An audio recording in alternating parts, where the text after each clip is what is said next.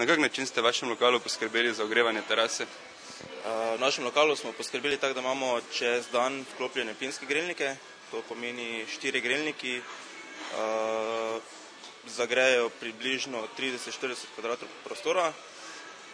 Zvečer oziroma ob še nižjih temperaturah, kot jih imamo sedaj, pa smo poskrbeli za to z svetlobnimi grelniki, to pomeni z grelniki na elektriko. Postavili smo te grelnike, pa za goste smo pripravili koce, da se pokrijejo. Pretežno gostje zunaj so kadilci ali tudi ostali, ki...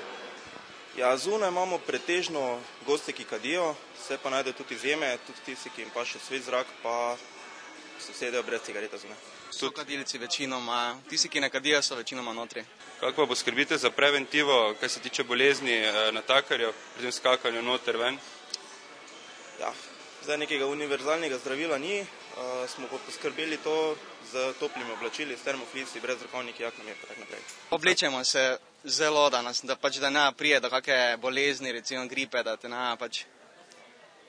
Smo zelo oblečeni, smo se pripravili na zimo. Naš lokal pač funkcionira tako, da kadilcem nudimo ta osnovni pribor, bi temu rekel, to so te koce. Drugače grelcev se nam ne splača imeti, ker je pač prostor tak in piha in ne bi bil učinkoviti. Tako da v bistvu to je z naše strani in to nudimo, pač se pa pol vsak sam odloča, ali bo vztrajal ali pa ne bo. To pomeni, ljudje so zadovoljni, bolj ko ne, pritožbe kakšne? Če je dobra kava, se vračajo pa prijejo brez, da imamo grelce.